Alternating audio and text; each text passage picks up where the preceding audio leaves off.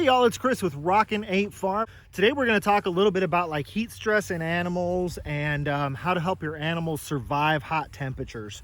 Now this is something that here in Central Texas is usually very often put into practice, but what kind of keyed me up to make this particular video is what all my friends and family are going through in the Pacific Northwest right now. You know, this past winter we had these unusually cold temperatures here in Central Texas. We had a week of sub-freezing temperature, whereas it never got above freezing.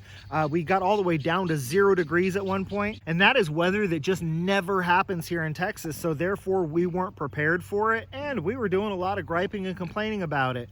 Well, now the Pacific Northwest is going through the summertime equivalent of that horrifically cold weather for us. It's horrifically hot for them. Y'all are getting into the types of temperatures that I'm used to from the Phoenix area, but then you've got the humidity on top of it. The Pacific Northwest, Idaho, Washington, Oregon, Northern California, you're really going through some tough times right now. So I want you to know that I am not here to talk trash about you and talk about how, oh, you need to suck it up and it gets hot here. No. For y'all, it is hot. And my heart goes out to you, and your animals and your homesteads will be in my thoughts. Now, by the time this video airs, Tuesday's my typical air date, it looks like y'all are going to be getting some relief.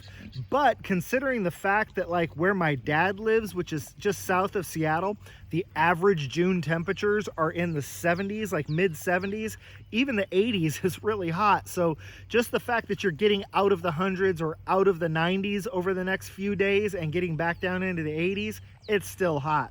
For all my Western Washington homestead family and friends, you know, y'all are looking at some 100-degree weather for several days now. And I know that in places like Yakima that, you know, you're no stranger to 100-degree temperatures, but it looks like it's going to be over 100 for a while. So again, my heart goes out to y'all. I'm not here to talk trash. Hot is hot, and that's all there is to it. But because we do live in a place where it gets hot fairly regularly, and like last year, we got even hotter than usual during the summer, and we ended up losing 10 chickens to heat stress. I learned a lot of lessons that day, and now I've kind of put into practice some ways to keep my animals safe during the hot weather. Now today is not a hot day here in Central Texas, unfortunately. Y'all got the Texas weather up there in the Pacific Northwest. It's overcast. We're getting a little bit of rain. I think we're going to get into the 90s today, but it's not going to be anything too horrible.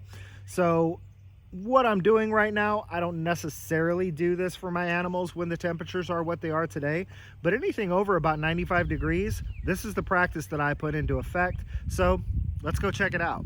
So first of all, y'all, if you have something like pigs, it is important to have an area that they can wallow in.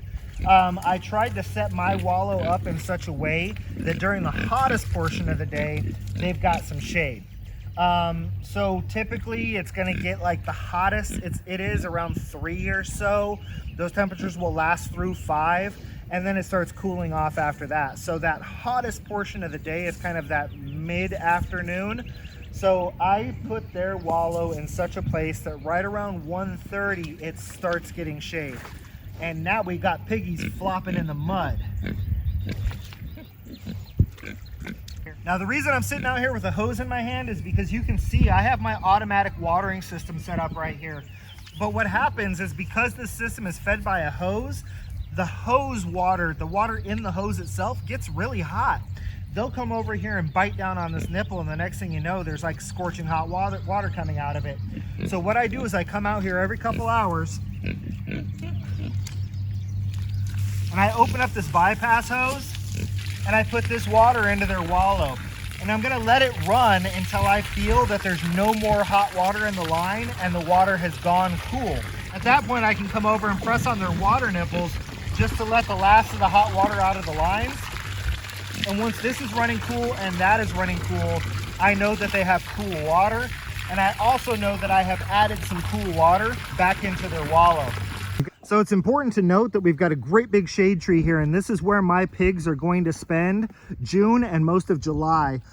This run is about twice the size that I would normally do. So I wanted to make sure that they had lots of grass because I am going to keep them here for about 2 full months so that they can take advantage of this shade. They've got the pig hut If they want to, they can go in there, although it's probably cooler out here in the shade. And they've got the wallow that they can lay around in. I just showed you how I keep their water cool.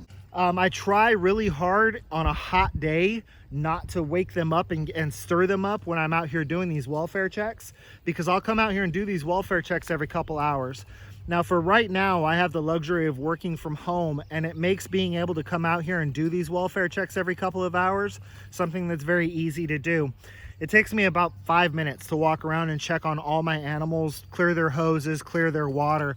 So I can afford to do that just by taking an opportunity to get up and stretch my legs and not take away from my employer. I get that if you don't work from home and there's nobody at the house during the day, you've got to set some other stuff up. This is what's working for us right now. The one other thing I just want to note about animals like pigs is to avoid the temptation to spray them down with the cold water.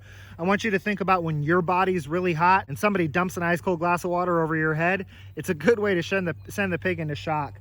When I'm running the hose, if they want to come walk under the hose, I will gladly hose them down with cold water, but I'm not just going to spray them with cold water and kind of get their bodies in a shocky situation. Let's go check on some more animals. So here's the chicken tractors I have set up for our breeding stock, and the way that I have these things positioned is that when we're hitting that 3 o'clock hot afternoon sun, which would come from right about there, they're going to be hitting the broad side of these. So I make sure that when I am running my chicken tractors across my property, I'm running at an angle to where that hottest part of the sun is going to be hitting the broad side of the chicken tractor. Checking on all these critters has some of the same basic principles as checking on the pigs. I'll come up and I'll check their water bucket that hangs here, and I'll see how full it is. Right now it's a little above half, and that's actually kind of where I like to keep them. I'll reach my hand in and just make sure that the water feels cool. As of right now it does.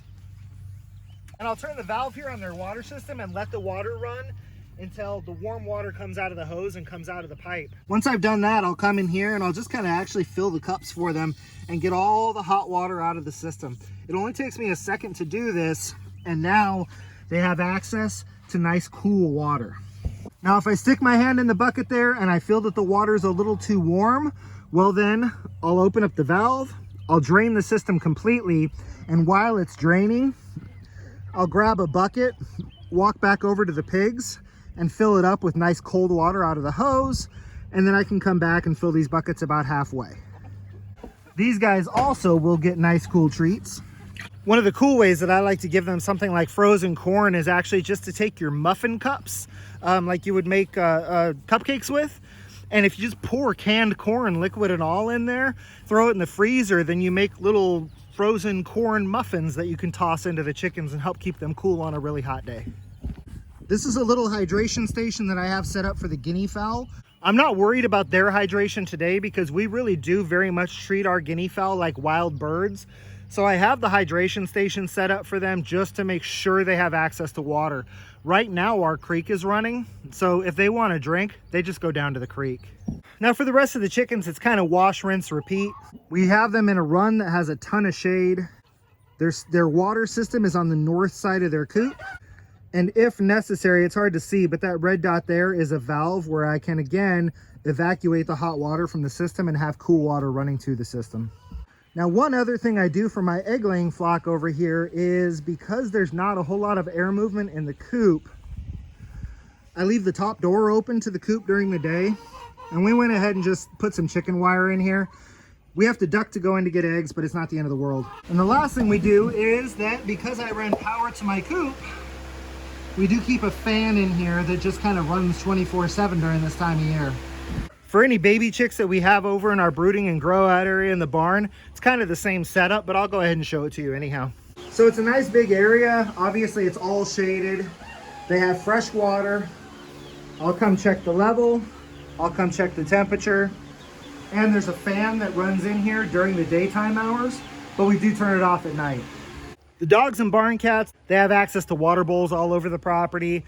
They also have access to shade all over the property because they have the ability to move about the property.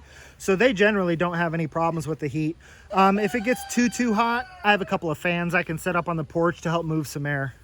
So as you can see, I mean, the basics are always going to be the basics. No matter where you live, no matter what kind of animals it is, they need to have access to shade. They need to have access to cool water. if they've got those two things, generally speaking, they can stay cool. When we're talking excessive heat, we've got some things that have to be done just a little bit above and beyond. And that's where some of these systems, like the automatic watering systems, setting them up and getting them into place is a good thing.